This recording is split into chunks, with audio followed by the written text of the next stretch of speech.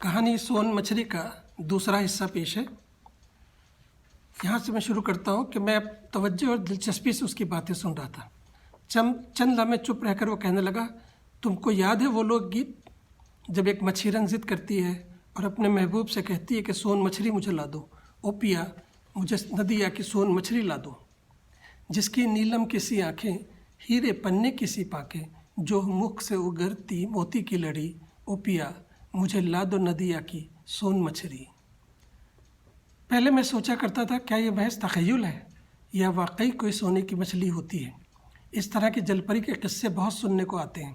کیا واقعی کسی جگہ اس دنیا میں ایسی کوئی مخلوق ہے یا پھر یہ صرف تخیل کی اڑان ہے؟ لیکن اس وقت میں جس حقیقت سے دوچار تھا وہ لفظوں میں بیان نہیں کی جا سکتی۔ وہ نور کا پیکر اپنی چمکتی ہوئی آنکھوں سے کچھ مانگ رہی تھی، وہ جس کی کوئی حقیقت نہیں تھی، وہ جو اس روئے زمین پر نہیں پائی جاتی۔ وہ کون ہے؟ کہاں سے آئی ہے؟ میں نے ڈور کھینچ کر کنارے پر پھینک دی۔ پھر اس نے دور سمندر کی گہرائیوں کی طرف اشارہ کرتے ہوئے کہا کہ میں وہاں رہتی ہوں۔ اگلے ہی پل وہ شعلہ پانی میں شہاب ثاقب کی طرح دور تک روشنی پھیلاتا ہوا چلا گیا۔ میں پانی کے اندر دیکھ سکتا تھا، وہاں پریاں ہی پریاں تھیں یا پتہ نہیں کیا تھا۔ پھر روشنی غائب ہو گئی اور وہی تاریکی میں ہولکاتا ہوا سمندر میرے سامنے تھا۔ میں بت بنا اس کی باتیں سن رہا تھا۔ ایک ٹھنڈی سانس لے کر وہ بولا، اس رات کو بیٹھا میں یہی سوچا تھا کہ شاید میں تھوڑی دیر کو سو گیا تھا اور میں نے کوئی خوبصورت خواب دیکھا ہے، لیکن میرے ذہن میں ایک کھٹک بھی تھی، میں کوئی خواب دیکھنے والا شاعر تو ہوں نہیں۔ اس لیے دوسرے روز میں پھر آیا، میرے ذہن میں یہ خلش تھی کہ آخر وہ خواب ہی تھا تو پھر وہ ڈور کس نے کھینچی اور کنارے پر کس نے پھینکی۔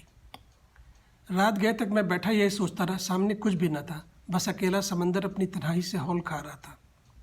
اچانک میں نے دیکھا کہ پانی میں روشنی سے لہرائی، میں دیوانہ وار اس کی طرف دوڑا۔ تیرتے تیرتے میرے بازو شل ہو گئے، مجھے محسوس ہوا کہ اب میں بے ہوش ہو جاؤں گا۔ تبھی کسی نے جیسے مجھے تھام لیا اور تیزی سے کنارے پر لا کے پٹخ دیا۔ ذرا سی دیر میں میری سانسیں بحال ہو گئیں۔ میں نے دیکھا کہ اسی دن کی طرح پانی سے اپنا ذرا سا جسم نکالے کھڑی تھی۔ اس کی نظریں مجھ سے سوال کر رہی تھیں، کیوں گئے تھے وہاں تک آخر؟ میں نے کہا میں تم کو دیکھنا چاہتا تھا۔ تم کون ہو؟ تمہاری حقیقت کیا ہے؟ یہ جاننا چاہتا تھا۔ وہ مسکرا دی۔ مجھے ایسا محسوس ہوا کہ ساری کائنات مسکرا دی ہو۔ وہ دور دور تک اندھیرے کا نام و نشان نہ تھا، ہر طرف ٹھنڈی روشنی پھیلی تھی اور اس کے خوبصورت جسم سے پھوٹ رہی تھی۔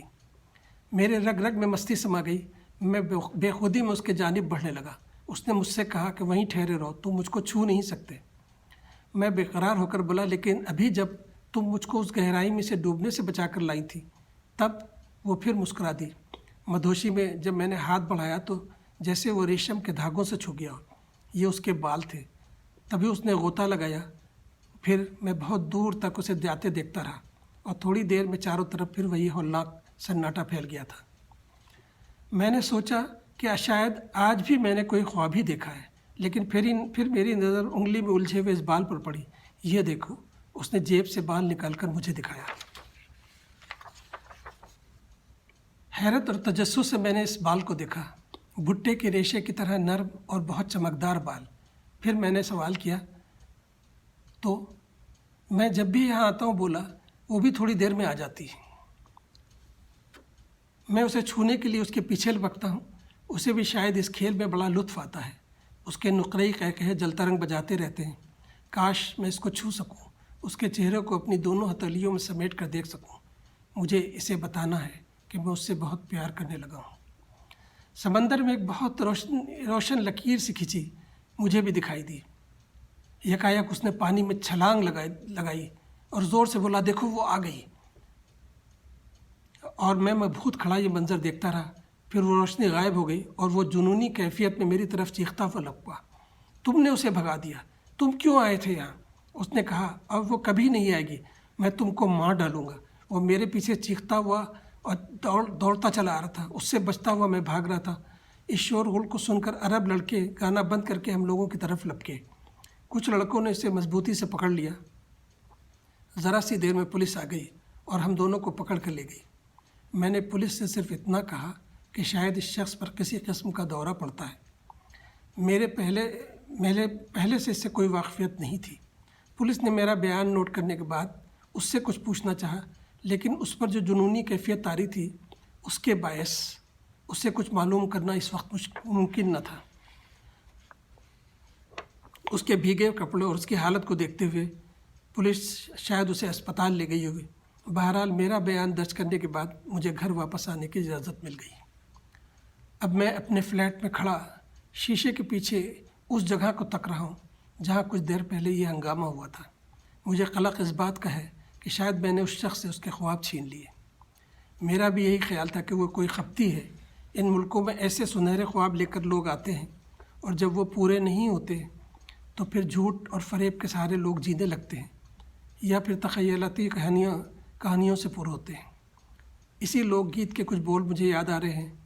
مچھیرا اپنی محبوبہ سے کہتا ہے، اور رانی مت مانگو ندیا کی سون مچھری۔